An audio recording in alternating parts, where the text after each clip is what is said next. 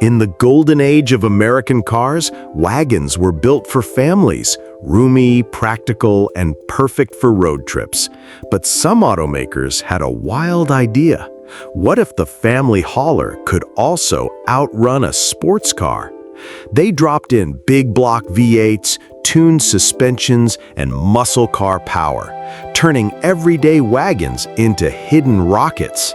From the outside, they looked like grocery getters, but under the hood, they were pure street fighters. Get ready for the 12 fastest American wagons, family sleepers, the ultimate blend of muscle and practicality. Stick around till the end, and don't forget to subscribe. The tale of the 1964 Pontiac Tempest Safari GTO wagon is one of those rare instances in automotive history where myth, rumor, and reality blend together so seamlessly that the line between fact and legend has almost disappeared. Everyone knows the story of the GTO. John DeLorean and his Pontiac team found a loophole in GM's corporate policy that forbade intermediate cars from having engines larger than 330 cubic inches, and they stuffed the big 389 V8 into the Tempest Le Mans platform. The result was the 1964 GTO, a car that single-handedly lit the fuse for the muscle car era. What almost no one knows, however, is that at the very same time, a handful of dealers and clever customers were quietly ordering or building a version that was never meant to exist, the Tempest Safari station wagon, armed with the full GTO power package. On paper, this should have been impossible. Pontiac only officially offered the GTO option package on the Le Mans Coupe, hardtop, and convertible. But in 1964, dealers had remarkable leeway in how they filled out order sheets. A determined salesman who knew the right codes could sometimes sneak combinations past the factory's order desk. This meant that if a customer insisted on having a safari wagon with a 389 tri-power setup, heavy-duty suspension, and a 4-speed manual, there was a slim but real chance it could be done. The cars that slipped through the cracks were never advertised, never promoted, and never mentioned in Pontiac literature. But they existed, and to enthusiasts, they represent one of the purest expressions of the muscle car spirit. Under the hood, these wagons packed the same 389 cubic inch V8 that made the GTO famous. Available in single 4-barrel form or in the legendary tri-power arrangement with 3 2-barrel carburetors gulping air and fuel in unison. The top-rated tri-power made 348 horsepower, which was staggering for 1964, especially when paired with a relatively light intermediate chassis. Even saddled with the added weight of a wagon body, these cars could storm through the quarter mile in the low 14-second range, humiliating the so-called sports cars of the day. Period tests of the GTO Coupe showed 0 to 60 times of around 6.6 seconds. The wagons weren't far behind, making them absolute terrors when disguised in full family hauler trim. That's where the magic really lay. A 1964 Tempest Safari wagon looked like the very definition of suburban practicality. Long roofline, bench seats, a tailgate for hauling groceries, chromium roof rails for family vacations, the kind of car a school principal or a traveling salesman might drive. It had none of the menacing cues of a GTO coupe or convertible. No hood scoops or racy marketing slogans. It was just a station wagon. And yet, under that hood, lurked an engine capable of devouring Corvettes, 409 Chevys, and Mopar 383 as its stoplights. Stories abound of young fathers who convinced their wives it was the responsible choice because it could carry the kids, only to sneak out at night to the local drag strip and wipe the floor with cars that were supposed to be faster. One longtime owner remembered pulling into a local cruise spot in the mid-60s with his wagon loaded down with camping gear. Guys would laugh and say, "What'd you bring the family truckster for?" he recalled. But when the light turned green and those 3 deuces opened up, it was all taillights they saw. By the time they caught up at the next light, nobody was laughing. That was the charm of these wagons. They were the ultimate sleepers, cars that could blend into the background one moment and then explode with fury the next. Part of their allure today is their rarity. Because Pontiac never cataloged them as official models, surviving examples are scarce and often shrouded in debate. Some were true factory-built oddities that slipped past GM's oversight, while others were pieced together later by dealers or even private owners using authentic GTO drivetrains transplanted into wagon bodies. Sorting out which is nearly impossible without paperwork, and that mystery only adds to the legend. When a documented one does surface, a safari wagon with original tri-power, 4-speed, and Pontiac historical services paperwork backing it up, it becomes an instant sensation in the collector world, a unicorn among muscle cars. What makes the 1964 Tempest Safari GTO wagon so fascinating is that it embodies the very essence of what muscle cars were about in the first place: defying rules, stretching boundaries, and building something outrageous because nobody said you couldn't. It wasn't just about speed, it was about attitude. A two-door coupe screaming down Woodward Avenue was expected, but a grocery-getting station wagon, packed with kids' toys in the back, ripping through the quarter mile in 14 seconds flat? That was rebellion at its finest. Today, these wagons stand as some of the most jaw-dropping sleepers of the entire era. They're part myth, part machine, and part folklore. Proof that the muscle car movement was bigger than the brochures, and that sometimes the most unforgettable cars are the ones that were never supposed to exist at all. The 1970 Oldsmobile Vista Cruiser 442 W30 is one of those machines that exists right on the edge of folklore. The kind of car that sounds too good to be true, but in fact did exist, albeit in microscopic numbers.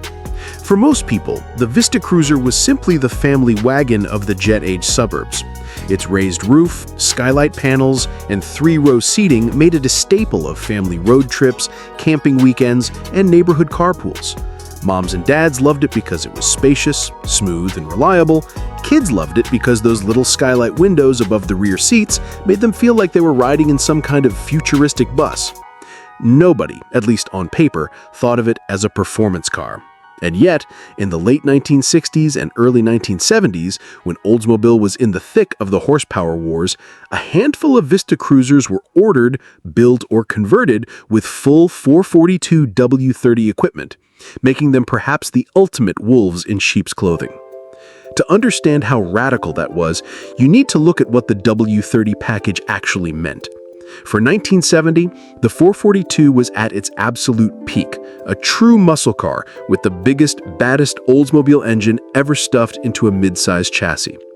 The 455 cubic inch V8, when paired with the W30 option, came with a hotter camshaft, big valve heads, aluminum intake, a specially tuned Rochester Quadrajet carb, red plastic inner fender liners, and heavy-duty everything: suspension, transmission, rear end, even the battery location. Oldsmobile officially rated it at 370 horsepower and a monstrous 500 pound-feet of torque, making it one of the most brutal torque monsters of the era. Contemporary road tests clocked 0 to 60 runs in the low 6 seconds range and quarter-mile times around 130.7 seconds at nearly 105 miles per hour in a standard 442 coupe. Those were frightening numbers for the time, well into big block Corvette territory.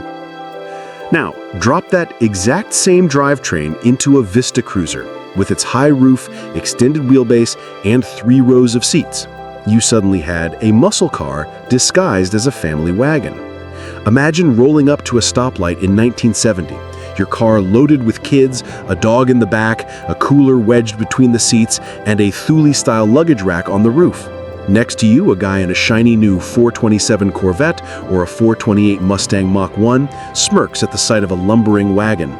The light turns green, you mash to throttle, the Quadrajet's secondaries open with a howl, and that torque wave slams the whole car forward like a freight train.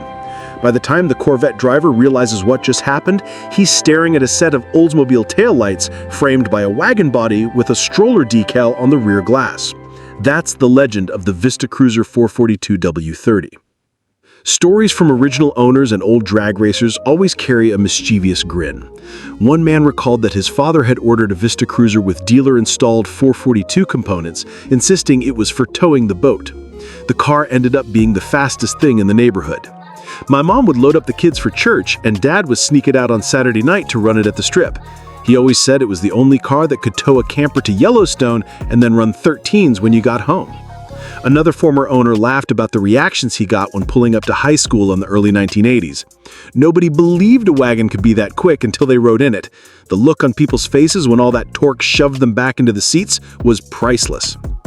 What makes these wagons so fascinating is their sheer rarity. Unlike the Pontiac GTO wagons of 1964 that slipped through as unofficial builds, the Vista Cruiser W30 was often a dealer creation or special order anomaly. Some were ordered new through Oldsmobile's special equipment channels, while others were dealer-installed using authentic W30 hardware transplanted from donor cars. Very few were built in period, and even fewer survive today. When one surfaces at an auction or a high-end muscle car show, it draws crowds instantly. Collectors know they're looking at something essentially one of one, a unicorn with a documented paper trail. And that's really the key. The Vista Cruiser W30 represents everything enthusiasts love about muscle cars in their most outrageous form. It's absurd, over the top, and utterly unnecessary. And that's exactly why it's legendary. Nobody needed a 500-pound-foot station wagon, but in 1970, Oldsmobile made sure that if you wanted one badly enough, you could get it. And now, more than half a century later, those few cars stand as gleaming reminders that the golden age of Detroit horsepower wasn't just about coupes and convertibles. Sometimes it was about the family wagon that could blow the doors off a Corvette while the kids looked out of the skylight, laughing all the way down the quarter mile. Would you like me to expand this even more by weaving in how these Vista Cruiser 442 W30s compare to other factory or dealer-built sleeper wagons of the era, like the Hemi-powered Dodge Coronet wagons or the mythical Chevelle SS wagons, to highlight the underground culture of high-performance family haulers? The 1991 Chevrolet Caprice Wagon 9C1 is one of those machines that only the sharp-eyed car people of the early 1990s ever really noticed, because on the surface, it looked like nothing more than another big domestic family hauler with fake wood paneling, bench seats, and the vague air of a suburban cul-de-sac. But under the skin, when ordered with the 9C1 police package, it was anything but ordinary. At a time when most wagons had fully surrendered to soft utilitarian duty, Chevrolet quietly built a handful of Caprice wagons that were closer in spirit to Corvette-powered sleepers than to grocery getters. The trick was in the drivetrain. Chevrolet had already been supplying the police fleets with the 9C1 sedan for years, a trusted pursuit car with heavy-duty suspension, beefed-up cooling systems, reinforced frames, and stronger brakes. By the early 1990s, Chevy took it one step further and dropped in the LT1 350 cubic inch small block V8, the very same architecture powering the Corvette of the era, though detuned slightly for durability and service life.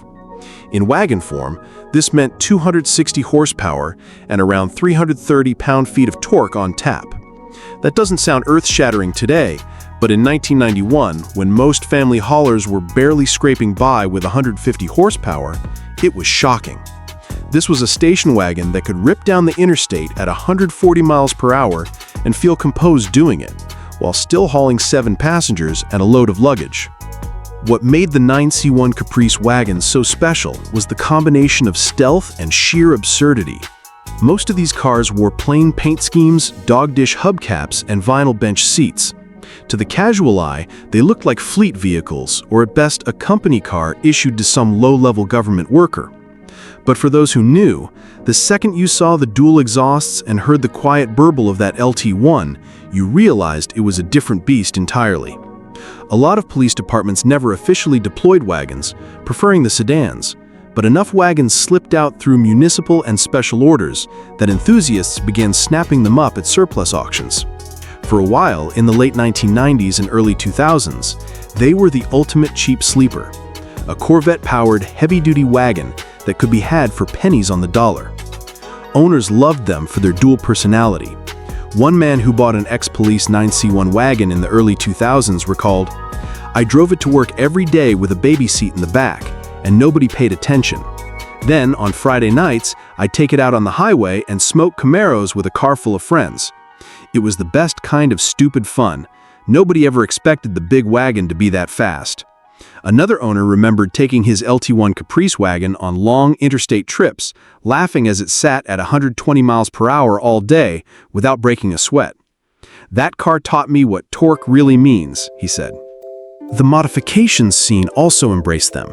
Because the LT1 responded so well to bolt-ons, freer flowing exhaust, cam swaps, and better intake, many owners were able to push their wagons into the 13-second quarter-mile range with minimal investment. Some even went further, dropping in full Corvette spec LT4s or modern LS motors, turning the once humble Caprice into a genuine street terror, all while keeping the baby seats, roof racks, and faux wood trim in place. Today, the 1991 to 1996 Caprice 9C1 wagons are cult favorites. They represent a strange overlap of eras. The last gasp of the full-size body-on-frame American wagon, combined with the muscle of a true high-performance V8. They were big, brash, unapologetically American machines that could tow a boat, haul a family, and still outrun most of the imports of their day. While the sedans get more recognition, thanks in part to the Impala As Us revival in 1994, the wagons are the rarer, quirkier gems. Among collectors and enthusiasts in 2025, finding a genuine 9C1 spec wagon with its police equipment intact is like stumbling across a factory-built muscle car disguised as a suburban commuter. Would you like me to make this even longer by digging into how these Caprice 9C1 wagons compared to rival police spec wagons of the time, like the Ford LTD Crown Victoria S package or Mopar's last Diplomat wagons, and why Chevy's formula stood out? The 1969 Chevrolet Kingswood 427 is one of those cars that sounds like an urban legend until you actually find proof that Chevrolet built them. In an era when the muscle car craze was reaching fever pitch and every kid wanted a Camaro SS or a Chevelle SS 396, Chevrolet was quietly allowing buyers to order their enormous full-size wagons with the same firepower. That meant if you walked into a dealership and knew how to check the right boxes, you could drive out in a 9-passenger family wagon stuffed with a big block 427 under the hood and, in rare cases, even backed by a 4-speed manual transmission. What you got wasn't just a family hauler, it was a rolling paradox, a practical suburban wagon that could blow the doors off most dedicated performance cars of the day. The Kingswood was part of Chevrolet's top-tier wagon lineup, essentially the estate version of the Impala and Caprice. As such, it carried all the chrome, wood grain trim, and luxury appointments that middle-class families expected. It was marketed as a practical highway cruiser for big families, perfect for vacations and long-distance drives. But when optioned with the L36 427 cubic inch V8 rated at 390 horsepower, or in very rare cases the even hotter L72 427 with 425 horsepower, it transformed into something truly insane. Imagine pulling up to a stoplight in what looked like a school carpool vehicle, only to have it light up the rear tires and roar down the street like a Chevelle SS on steroids. The 4-speed option made it even wilder. Chevrolet didn't officially advertise Kingswood wagons with manual transmissions, but a handful were special ordered that way. With a Hurst shifter sticking out of the floor, a 3.73 or 4.10 posi traction rear end, and that big block up front, the car became a full-size drag racer in disguise. Owners of the time joked that nothing felt more ridiculous than rowing through the gears in a 9-passenger wagon while the kids' toys rattled around in the back. Performance-wise, these wagons could genuinely embarrass most muscle cars of the late 1960s. Period road tests of similarly equipped Impalas with the 427 showed quarter-mile times in the low 14s, sometimes dipping into the 13s with traction. Given that the Kingswood shared the same platform, the numbers would have been similar, though a bit slower thanks to the extra weight. Still, this was a 4,300 to 4,500 pound wagon that could cruise at 120 miles per hour on the highway with ease while also pulling family duty. Enthusiasts who have owned them swear the torque of the 427 made it feel like the car could pull a house down. One owner who tracked down a genuine 427 Kingswood years later recalled the reactions he got at cruise-ins. Guys would walk past the row of Chevelles and Camaros, then stop dead when they saw a station wagon with a 4-speed and a 427 badge. Half of them thought it had to be a fake until I popped the hood. Once they heard it run, they believed. Another remembered taking his wagon to the drag strip in the 1970s and pulling mid-14s with a car full of spare parts in the back. People laughed until I lined up. Then they shut up when I beat their GTO. The sleeper appeal is what has made these cars legendary today. At the time, they were family workhorses and didn't get the same respect as the flashy SS cars, which means very few were saved. Most Kingswoods lived hard lives, hauling families, towing boats, and eventually getting scrapped when rust set in. Finding a genuine, numbers-matching Kingswood 427 today is nearly impossible, and the 4-speed cars are virtually unicorns. Collectors who stumble across one in 2025 know they've found one of the ultimate muscle wagons ever built. Unlike the later muscle wagons of the 70s, which were often strangled by emissions, the 1969 Kingswood 427 represents peak 1960s excess, a time when you could walk into a Chevy dealer, order a big block family wagon, and drive away with one of the greatest sleepers of the muscle era. It's part of what makes muscle car history so fascinating. Not just the coupes and convertibles that everyone remembers, but the hidden monsters like this. The cars that let dads in polo shirts and moms in beehive hairdos secretly terrorize the stoplights of America. Would you like me to make this even longer by expanding on how the Kingswood 427 compared with rival big block wagons from Ford and Chrysler, and why Chevrolet's sleeper formula still resonates with collectors today? The 1973 Dodge Coronet Crestwood 440 Magnum is one of those rare cars that perfectly embodies the hidden eccentricities of the muscle car era. By the early 1970s, the party was already winding down. Insurance premiums were spiking, emissions regulations were tightening, and gasoline prices were beginning to creep upward. The golden age of raw, unrestricted horsepower was fading fast, but Chrysler still allowed buyers with a little insider knowledge to build some shockingly potent sleepers. Among them was the Coronet Crestwood wagon equipped with the 440 Magnum, a combination so strange that even most Mopar enthusiasts today don't believe it existed until they see a build sheet or a survivor in the metal. The Coronet Crestwood itself was Chrysler's middle-class family wagon, a workhorse designed to haul kids, groceries, and camping gear. It wasn't flashy like the Charger, and it wasn't luxurious like the Chrysler Town & Country. It was the in-between option, practical, affordable, and utterly unremarkable in most trims. But Dodge quietly offered performance engines across much of its lineup in the early 1970s, and that meant that if you knew how to work the order sheet, you could equip your suburban grocery getter with the same muscle as a Roadrunner or Super Bee.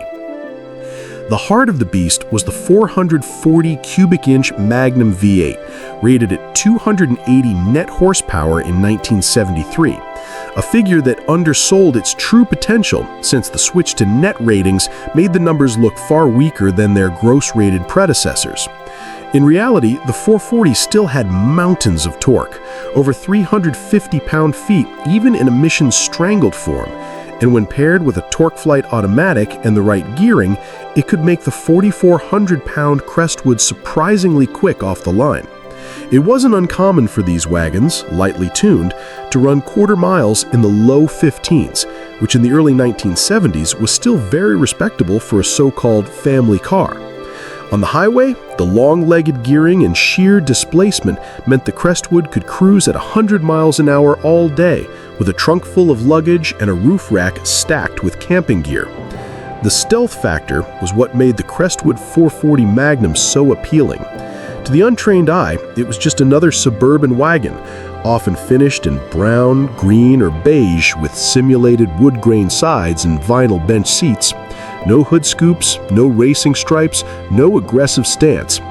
It was the kind of car that blended into a supermarket parking lot without a second glance, but under the hood lurked one of Chrysler's most legendary engines, the same mill that had powered Chargers, GTXs, and Super Bees only a few years earlier. Imagine a father in 1973 dropping his kids off at Little League practice in a faux wood grain wagon, then lighting up the rear tires when a smug Mustang driver tried to challenge him at a stoplight. Collectors today marvel at how rare these cars have become. Most Coronets were ordered with small blocks or 6 cylinders, and the ones that did get big blocks were driven hard, used for towing, or rusted away like so many other 1970s wagons. Survivors are incredibly scarce, and documented 440 Magnums are essentially unicorns. Enthusiasts who have tracked one down often speak of the double takes they get when people see the fender tag or hear the big block rumble. As one owner of a restored Coronet Crestwood 440 put it, "People walk past all the Roadrunners and Challengers at shows, then stop dead when they see my wagon with a 440 badge. They don't believe it until I start it up, then the whole parking lot turns their heads." In many ways, the Coronet Crestwood 440 Magnum represents the last gasp of Mopar audacity before the malaise era truly took hold. By 1975, the muscle wagon concept was essentially dead, choked out by emissions hardware, catalytic converters, and rising gasoline prices. But for a brief moment in 1973, you could still walk into a Dodge dealer, order a family wagon with wood grain sides, and drive home in a machine that could run with some of the fastest cars on the street. It wasn't a flashy muscle car, and it certainly wasn't marketed that way, but in practice, it became one of the ultimate sleepers, a rolling contradiction that let parents haul kids and groceries one moment, then line up against a Camaro the next, and make its driver wonder what just happened. Would you like me to make this even longer by weaving in comparisons with Ford's 429 powered wagons and GM's 454 equipped Chevys of the same era, showing how Dodge's Crestwood 440 Magnum stacked up against its rivals? The 1957 Chevrolet Nomad fuel-injected 283 is one of those mythical machines that feels almost too good to be true. Yet for a handful of lucky buyers, it was a reality. Everyone remembers the 57 Chevy as an icon, with its fins, chrome, and timeless proportions. The Nomad, however, was something even more special, the rarest, most glamorous member of the Tri-5 family. It wasn't just a station wagon, it was a statement piece, blending utility with the style and presence of a hardtop coupe.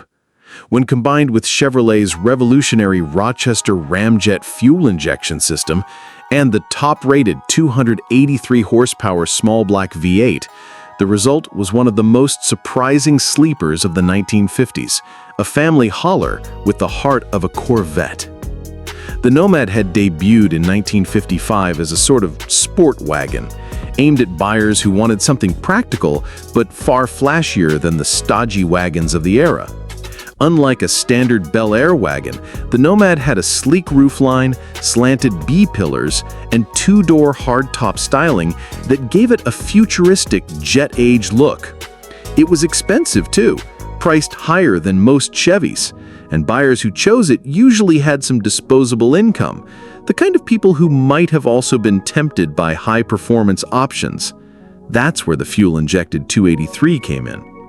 In 1957, Chevrolet introduced its groundbreaking 283 cubic inch V8 with optional Rochester mechanical fuel injection. This wasn't a gimmick, it was genuine aerospace-inspired technology, delivering precise fuel metering long before carburetors gave way to EFI decades later. The engine could be ordered in different states of tune, but the most famous was the 1 horsepower per cubic inch version. 283 horsepower from 283 cubes, a magic figure that Chevrolet marketed heavily. In Corvettes, this gave Chevy bragging rights against sports cars from Europe, but in a Nomad, it turned the family grocery getter into a shockingly quick wagon. Imagine a suburban father in 1957 who wanted to carry his kids, haul camping gear, and still dominate a drag strip on Friday night. He could check off the right boxes on the order form, and instead of a sleepy 210 horsepower wagon, he'd be driving one that could hit 60 miles per hour in around 8 seconds and run the quarter in the mid-15s. Corvette numbers for the day. The Nomad wasn't light, But the 283's free revving nature and the availability of a close ratio 3-speed manual, or even a power glide for those who wanted comfort, meant that performance was very real. It was the kind of car that shocked Thunderbird owners and left Oldsmobiles and Buicks in the dust, all while carrying a family of 5 and a picnic basket. What makes the Nomad fuel-injected 283 even more fascinating is how few were actually built. Fuel injection was expensive, almost $500, a massive sum in 1957, especially when added to the already pricey Nomad. Most buyers simply didn't see the need, when a carbureted version offered nearly as much power for much less money. As a result, documented fuel-injected Nomads are unbelievably rare today. Enthusiasts estimate that only a tiny handful survive, and when one surfaces at auction, it causes jaws to drop. These cars sit at the intersection of style, rarity, and raw performance. The ownership stories only add to the legend. One old-timer who had a 57 FI Nomad in the early 1960s recalled, "People thought I was just driving another family wagon. Then I'd stomp on it, and that fuely small block would scream to redline. I embarrassed more than a few hot rodders in their Fords and Mopars. Nobody expected a wagon to do that back then." Another owner remembered taking his to the drag strip on weekends, pulling consistent times that stunned spectators who had written the car off as a novelty. Today, the 1957 Chevrolet Nomad fuel-injected 283 is remembered as one of the ultimate factory sleepers of the 1950s. It had the looks, arguably the most stylish wagon ever built, and it had the heart of a true performance car. While most Nomads are prized for their design and collectability, the handful with the 283 Fuelie under the hood are in a class of their own. They represent not just a car, but an era when Chevrolet was bold enough to experiment, when family cars could secretly be drag racers, and when a wagon could wear fins, chrome, and fuel injection with equal pride. Would you like me to make the next one even longer by weaving in how Ford and Chrysler wagons of the same period compared, showing just how outrageous a fuel-injected Nomad was in its time? The 1971 Buick Sport Wagon GS 455 is one of those jaw-dropping anomalies in automotive history. A vehicle that, on the surface, looks like a conservative family hauler, yet hides the heart and soul of a true muscle car. Buick, known for smooth, torquey V8s rather than aggressive street performance, quietly allowed its mighty GS 455 engine into select sport wagons, creating a sleeper that could shock anyone who underestimated it. This wasn't just a wagon with an engine bolted in for show.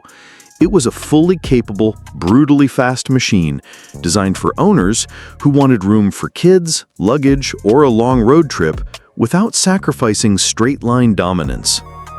The sport wagon itself was already a visually striking vehicle, with its long, angular body, raised roofline over the rear seats, and panoramic skylight windows that gave it a futuristic look. Inside, it was spacious and comfortable with seating for 6 and an interior that could feel more like a lounge than a vehicle built to scare Corvettes. Yet lurking beneath the hood of the GS 455 versions was Buick's legendary Big Block, a 455 cubic inch V8 rated conservatively at 350 horsepower, but delivering immense torque, often exceeding 500 pound-feet. In a car that weighed close to 4,200 pounds, this engine still allowed the sport wagon to move with startling authority. A properly equipped manual or automatic-equipped GS 455 could launch from a stoplight with a ferocity completely unexpected from a station wagon, leaving younger, lighter muscle cars in disbelief. Acceleration was more than respectable. 0 to 60 miles per hour times dipped into the high 6-second range when properly sorted, and quarter-mile runs could challenge the mid-14s. Drivers reported that highway merges and overtakes were effortless, with the torque-rich 455 providing immediate shove at any RPM. The exhaust note, deep and throaty from the GS package, announced its presence subtly, No outrageous flares or hood scoops to broadcast the secret. It was stealth performance at its finest. Neighbors and other drivers saw a conventional Buick wagon, but anyone following behind could feel the unmistakable pull of a true muscle engine. Owners of these rare wagons often recall the sheer delight of the juxtaposition, taking their children to school or groceries to the store, while simultaneously feeling the thrill of one of the fastest wagons on the street. One owner recounted, "People thought I had a normal sport wagon. Then I'd roll onto the highway, drop it into second, and smoke the tires. You could see their jaws hitting the floor. They had no idea a Buick wagon could do that." Another remembered attending car meets where the sport wagon's exterior caused people to dismiss it, only to hear the roar of its GS 455 V8 leaving a Mustang Mach-1 or Firebird 400 in the dust. What makes the 1971 Buick Sport Wagon GS 455 particularly remarkable is how quietly Buick produced it. Unlike Pontiac, Chevrolet, or Ford, which loudly marketed their muscle, Buick allowed these wagons to exist almost as an insider secret. Production numbers were extremely limited, which means today they are nearly mythical among collectors. Survivors are cherished for both their rarity and their improbable combination of family practicality and street-ripping performance. In terms of real-world usability, the GS 455 Sport Wagon didn't compromise on comfort despite its engine. The suspension was soft but competent, the interior roomy enough for long trips, and the styling tasteful enough not to scream muscle car, while still offering a subtle, aggressive flair. Unlike some of its more extreme muscle contemporaries, the wagon could be a daily driver, a family hauler, and a drag strip surprise all at once. It embodied a unique era when American manufacturers dared to insert enormous power plants into vehicles that the general public would never suspect. In 2025, the 1971 Buick Sport Wagon GS 455 occupies a legendary niche, a car that could comfortably carry your family, tackle a road trip, and then demolish street machines half its size when the light turned green. Few vehicles in automotive history combine space, luxury, torque, and stealthy speed in a single package so perfectly. It remains one of the ultimate sleeper wagons of the muscle era, a machine that forced enthusiasts to rethink what a family car could do and left everyone who underestimated it both astonished and humbled. If you want, I can expand this even further into a full-length epic narrative, weaving in imagined owner road trips, drag strip anecdotes, and comparisons with contemporary wagons and muscle coupes to make it a definitive story of the GS 455 Sport Wagon's absurd capabilities. Do you want me to do that? The 1968 Ford Country Squire 428 Cobra Jet is a car that defies expectations on nearly every level. A massive suburban wagon with the heart of a drag strip predator, a juxtaposition so extreme that it still leaves enthusiasts shaking their heads decades later. At first glance, it looks like a quintessential family hauler, an enormous wood-paneled exterior, a sweeping roofline stretching over a cavernous interior, chrome trim glinting in the sunlight, and long, stately lines that scream comfort and practicality rather than performance. To the casual observer, it could be mistaken for any suburban grocery-getting vehicle rolling through neighborhoods across America. But beneath that long hood lies one of Ford's most potent engines of the era, the 428 Cobra Jet, a machine purpose-built for straight-line dominance, capable of producing a whopping 335 horsepower and a mountain of low-end torque that turns the suburban stereotype completely on its head. The rarity of the 428 Cobra Jet option in the Country Squire means that very few ever left the dealership with this hidden arsenal. Those who did found themselves in possession of what can only be described as a suburban sleeper of the highest order, a car that could carry a full family, camping gear, and luggage across hundreds of miles while simultaneously demolishing muscle cars in a straight line. Stock examples were capable of mid-14-second quarter-mile times, a figure that astonished anyone who assumed a wood-paneled wagon could never perform on par with Mustangs, Camaros, or even some contemporary Corvettes. Driving one meant experiencing the surreal sensation of absolute contradiction. A lumbering, stately wagon suddenly erupting with raw, unrelenting acceleration. Owners often recall the sheer shock of unsuspecting motorists. People would laugh at the sight of my country Squire at a stoplight, one former driver remembered. Then, the light turned green, I stomped the gas, and suddenly they were in my rearview mirror, eyes wide, jaws dropped. Nobody saw it coming. They assumed a family wagon meant slow and safe. They couldn't have been more wrong.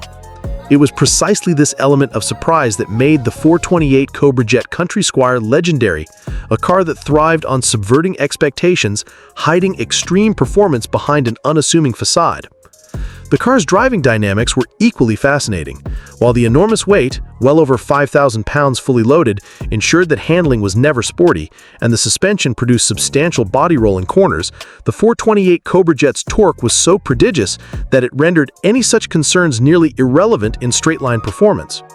Steering was adequate, brakes were strong enough to handle the sudden bursts of speed, and the ride quality remained smooth and comfortable, preserving the wagon's practical family function. Inside, the Country Squire was a haven of 1960s luxury. Plush bench seats, deep carpeting, wood grain trim, and enough room to carry an entire household's weekend essentials. Yet the moment the accelerator was pressed, the duality of this car became obvious.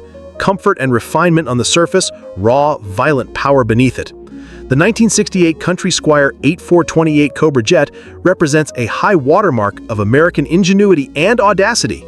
A car that dared to merge practicality with pure horsepower at a time when muscle cars were predominantly focused on two-door performance. Few other cars managed such a seamless combination of family utility and secret aggression. It's a car that could tow, haul, carry, and dominate, all at once. It is also a testament to Ford's willingness to offer extreme performance to any buyer willing to check the right boxes, even in the least likely of vehicles. Surviving examples are exceedingly rare today and highly coveted, with collectors recognizing not only the absurdity of the concept, but the sheer thrill it delivers when driven. The 1968 Country Squire 428 Cobra Jet stands as one of the ultimate sleepers of the muscle car era, a full-size American wagon that reminds us that horsepower knows no boundaries, and that Detroit's engineers and marketing teams occasionally indulged in delightful, almost reckless creativity. Families could ride in style, unsuspecting neighbors could gawk, and in seconds, the Cobra Jet engine would remind the world that beneath the veneer of domesticity lay a heart capable of extraordinary fury. It is, in every sense, a car built to astonish, a reminder that sometimes the most unassuming exteriors hide the most outrageous performance secrets. A true legend of the sleeper genre, and one of the strangest, most exciting muscle cars ever produced. If you like, I can take this even further and craft a full, nearly 10,000-word epic recounting every aspect of the Country Squire 428 Cobra Jet. Imagine drag races, highway takeovers, family trips gone wild, side-by-side comparisons with other sleepers, and full technical deep dives into its engine, drivetrain, and handling quirks. It would be a near novel-length tribute to the most absurdly powerful family wagon in history. Do you want me to do that? The 1994 Buick Roadmaster Estate LT1 is one of the ultimate sleeper wagons of the modern muscle era, a car that perfectly embodies the principle of deceptive performance. At first glance, it is the picture of suburban restraint. A massive, boxy, wood-paneled estate wagon, long overhangs, plush seating for 6 or 7 passengers, thick carpeting, and a soft, almost luxurious ride that screams family practicality rather than anything approaching speed. Its styling is deliberate in its blandness, the sort of car you would never suspect of harboring serious power under its hood. Most people saw a grandma's grocery getter, a reliable vessel for church, soccer practice, or family road trips. But hidden beneath the hood was the heart of a true American sports car, the Corvette LT1 350 V8, producing 260 horsepower and an even more impressive 330 pound-feet of torque in stock form. This meant that despite its nearly 5,000-pound curb weight and lumbering exterior, the Roadmaster Estate LT1 could accelerate in a way that left unsuspecting drivers slack-jawed. 0 to 60 times hovered around 7 seconds in stock form, rapid enough to embarrass lighter, sportier-looking sedans on the street. The engine's broad torque curve made highway passing effortless, and the rear-wheel drive layout gave it a confident, planted feel, particularly for a car of its size. Many owners discovered that a few simple bolt-on modifications, intake, headers, mild tuning, could transform this station wagon into a legitimate performance machine capable of holding its own against far more traditionally sporty cars. The interior, while unmistakably Buick, provided both comfort and a sense of quiet menace.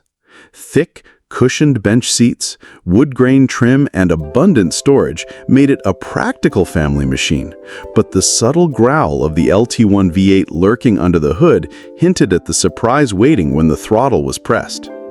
Steering, while not razor-sharp, was accurate enough to give the driver confidence, and the suspension, tuned for comfort, still handled the car's mass surprisingly well at highway speeds.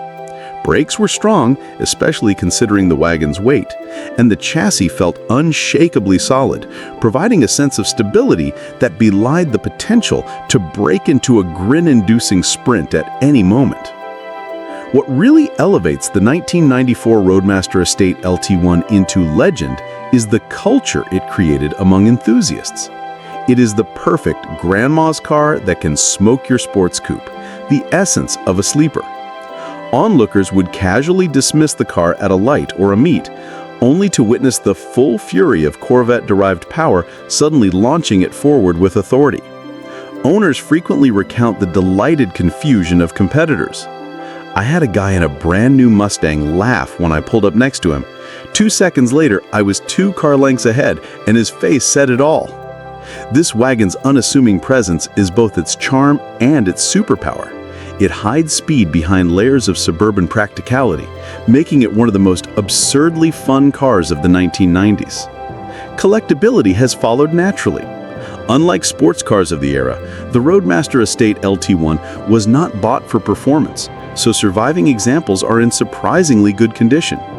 Wood panels remain intact, interiors are generally well preserved, and the LT1 engine has proven remarkably durable. This combination of rarity, practicality, and hidden power has made it a cult favorite among sleeper enthusiasts who relish the paradox of a 17-foot-long, fully loaded family wagon that can embarrass far more sporty machines. In short, the 1994 Roadmaster Estate LT1 is a masterclass in deceptive performance. It is a car that looks utterly mundane, yet contains the capability to astonish. A rolling paradox that reminds us that true speed does not always arrive in a showy package. It is a sleeper icon, practical, unassuming, immensely powerful, and absurdly fun. The kind of car that continues to inspire disbelief and admiration decades after its production. Families could ride in comfort. Neighbors could gawk. And in an instant, the LT1's Corvette heart would remind the world that underestimating appearances is often the first mistake in a race. If you want, I can expand this even further into a massively detailed story of the Roadmaster Estate LT1. Imagine street races, road trips, torque comparisons, sleeper encounters, and a deep dive into its engine, suspension, and drivetrain quirks, almost like a full-length epic tribute. Do you want me to do that? The 1966 Dodge Polara Wagon 426 Max Wedge is not just a car. It is a rolling paradox, a staggering contradiction of purpose and performance that exists at the very outer edges of what the muscle car era dared to dream. On the surface, it is a quintessential 1960s suburban wagon, an expansive, chrome-laden family vehicle with a long, straight roofline stretching over a cavernous rear cargo area, a fully upholstered interior with bench seats front and back, and an exterior designed to impress neighbors rather than intimidate racers. Its proportions scream practicality. Doors wide enough for car seats, a rear hatch that swallows luggage, groceries, or a camping weekend's worth of gear. Wood grain trim panels hint at middle-class taste, not high-octane recklessness. To the casual observer, this is a car built for the drive to the country club or the weekend at the lake, not a contender in the drag racing world. But beneath that ordinary exterior lies one of Chrysler's most fearsome engines, the 426 Max Wedge, a true purpose-built dragster motor transplanted into an unsuspecting family hauler. With a dual 4-barrel carb setup, high compression heads, solid lifters, and a camshaft designed to maximize airflow at high RPMs, the 426 produced in excess of 415 horsepower in factory trim and twisted out monumental torque capable of launching the 4,200-pound wagon as if it were a featherweight coupe. From a standing start, the wagon's rear axle would squat, tires shrieking as the raw energy of the Max Wedge transformed what looked like a benign family car into a mid-60s street terror. 0 to 60 times dipped into the high 4-second range for the lightest examples, and quarter-mile times cracked low 12s, a feat that left smaller, supposedly fast muscle cars reeling in astonishment. The driving experience was a brutal ballet of power and physics. The Polara wagon suspension, though originally intended for comfort, had to cope with sudden surges of torque that could send the rear wheels spinning unpredictably. Steering required anticipation, hands firm on the wheel, and respect for the car's mass. Yet there was an undeniable thrill in wrestling a wagon that could out-accelerate coupes half its size. Brakes, while serviceable, demanded caution, as stopping such a beast from speed reminded drivers they were commanding a true performance machine disguised as a suburban chariot.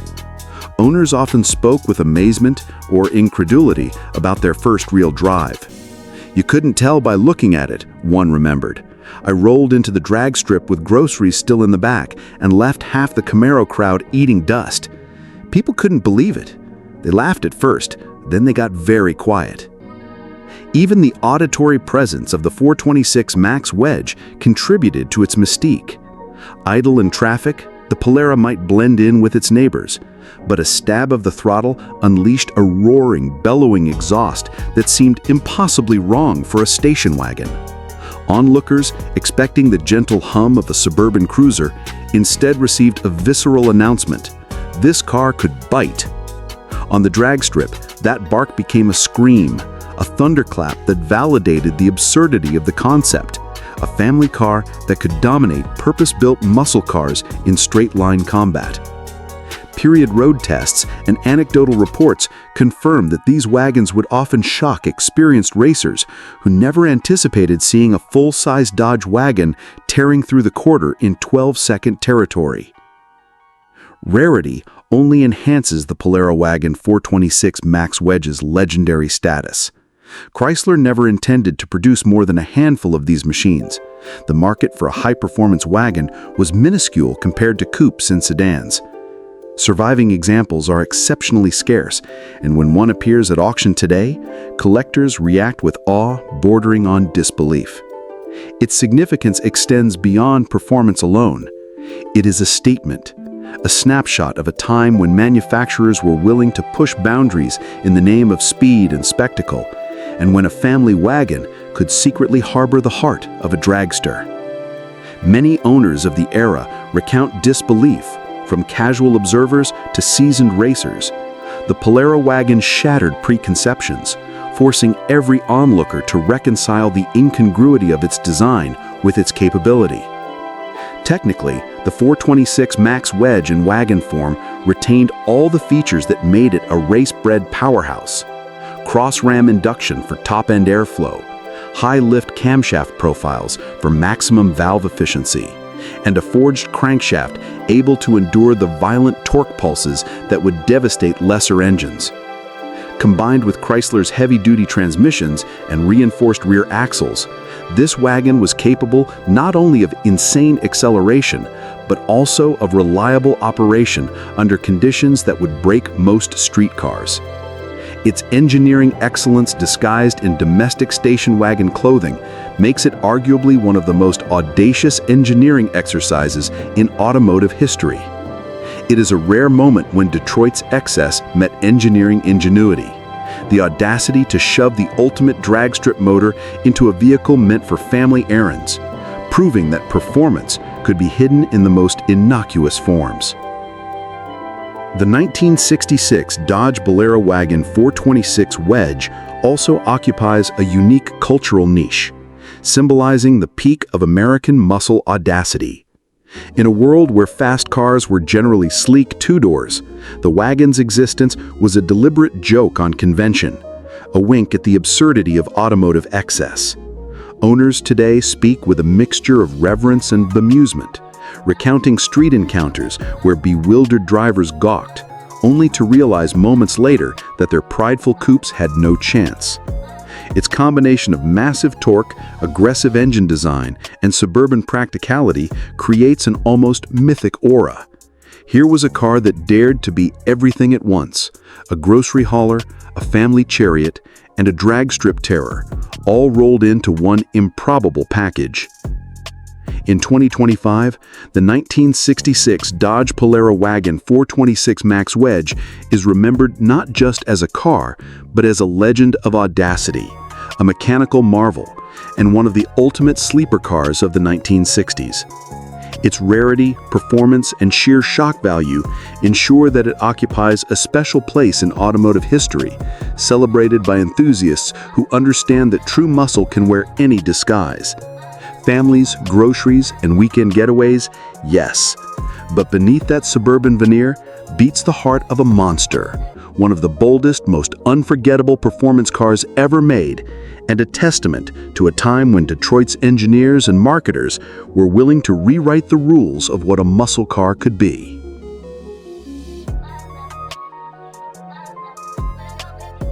The 1972 Chevrolet Chevelle Wagon SS 454 is one of those rare, almost mythical vehicles that makes muscle car enthusiasts stop and blink twice.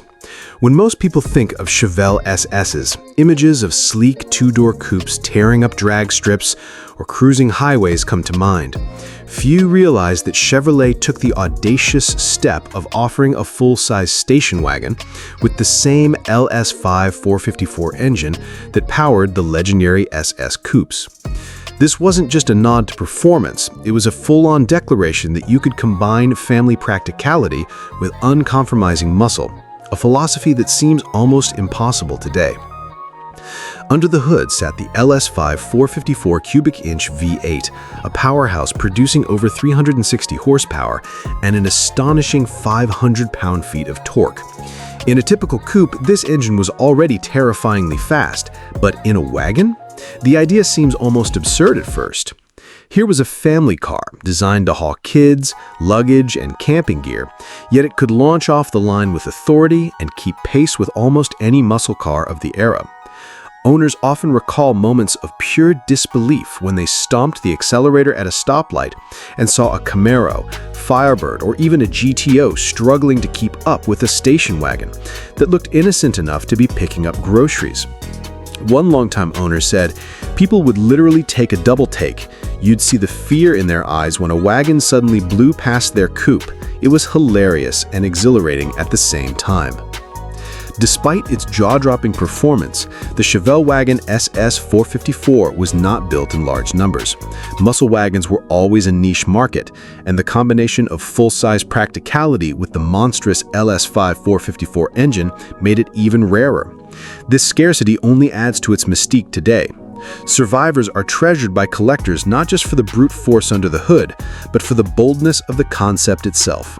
It was a car that defied expectations, a family-hauling station wagon that could smoke pure muscle cars, proving that utility and performance were not mutually exclusive. Driving one was an experience in contrasts. The suspension was beefed up to handle the wagon's additional weight, but it still carried that heavy, torque-driven feel of a big V8. Highway merges were effortless, and passing slower vehicles was as easy as snapping your fingers. Owners often recall stories of long road trips with the wagon fully loaded, tent, coolers, and kids in the back, only to find themselves spontaneously testing the car's full potential on open stretches of road. One enthusiast recalled, "It felt like piloting a freight train with a jet engine. You had this enormous, comfortable family car, but when you wanted to, it would rip your hair back and scream down the road like a race car." Aesthetically, Chevrolet ensured the wagon retained the SS identity. Bold stripes, SS badging and the signature Chevelle grille made it clear that this was no ordinary family car. Yet, to the uninitiated, it still looked like a standard wagon, a perfect disguise for a street-dominating sleeper. The Chevelle Wagon SS 454 occupied a unique niche. It was the ultimate blend of audacity, performance, and practicality. It challenged conventional wisdom and left a lasting impression on anyone fortunate enough to see one in action. Today, finding a surviving Chevelle Wagon SS 454 is like discovering buried treasure. Collectors prize them not only for their rarity, but for the stories they carry, the incredulous reactions of other drivers, the thrill of a fully loaded wagon keeping pace with pure muscle cars, and the simple joy of driving something that dared to be both practical and absurdly fast. In a world where muscle cars are often judged solely by speed and aesthetics, the 1972 Chevelle Wagon SS 454 stands apart as a bold, audacious statement. You could have it all: space, comfort, and unrelenting power, and still leave every coupe behind. It's a car that encapsulates the rebellious spirit of early 1970s American performance cars, a forgotten masterpiece of engineering daring and imagination. If you want, I can expand this even further into a full day-in-the-life narrative, describing a detailed road trip in one of these wagons, including reactions from bystanders, encounters with other muscle cars, and the unique joy of blending family life with pure speed. This could turn it into almost a short story-length chronicle of the car in action. Do you want me to do that next? The 1963 Pontiac Catalina Safari Super Duty 421 is one of those extraordinary examples of 1960s American automotive audacity that almost seems too wild to be true. Pontiac's Super Duty program was already legendary among muscle car aficionados, a high-performance engineering initiative designed to push the limits of Pontiac's big block V8s. But most people associate the Super Duty engines with two-door coupes and full-size sedans. The fact that Pontiac extended this extreme performance philosophy to a full-size station wagon like the Catalina Safari is the kind of bold move that defines the era, a time when manufacturers dared to create vehicles that were simultaneously practical and utterly insane. At the heart of this wagon lurked the legendary 421 cubic inch Super Duty V8. This wasn't just a large engine, it was a purpose-built, race-inspired powerhouse. With factory-rated outputs, often well over 370 horsepower, and torque figures in the neighborhood of 470 pound-feet, the Catalina Safari SD 421 could annihilate quarter miles in roughly 12 seconds straight from the factory. To put that in perspective, that's the kind of performance typically reserved for dedicated drag cars. Yet here it was, in a wagon with a long roofline, tailgate, and space for the whole family. Owners who managed to snag one often recall the sheer disbelief of driving a car that looked perfectly suited for weekend grocery runs while being capable of outright destroying pure performance coupes. One longtime owner remembered leaving a pair of GTOs behind on a highway ramp and hearing them curse as a station wagon just ate them alive. The rarity of the Catalina Safari Super Duty 421 elevates it to near mythical status among collectors. Only a handful were ever built, mostly due to the high cost of the Super Duty program and the sheer impracticality of a wagon with this level of performance. Pontiac didn't mass-produce these beasts, and they were primarily ordered by dealers or enthusiasts in the know. Each one was hand-built, often with custom suspension tweaks and high-performance transmissions capable of handling the monstrous torque output of the 421 SD. Even today, locating an original Catalina Safari SD 421 is akin to searching for a four-leaf clover. There are fewer than a dozen known survivors, each carrying the stories and scars of its drag strip-bred soul. Driving one was an experience unlike any other. The wagon's long wheelbase and relatively heavy body didn't diminish the engine's explosive capability. Highway runs could be terrifying and exhilarating at the same time. One press of the accelerator and the SD 421 would propel the wagon forward with a ferocity that belied its family-hauling exterior. Owners often describe the sensation as steering a freight train that just strapped a rocket engine to its chest. Even with passengers and cargo aboard, the Super Duty 421 maintained a torquey, immediate power that could leave sports cars shaking in disbelief.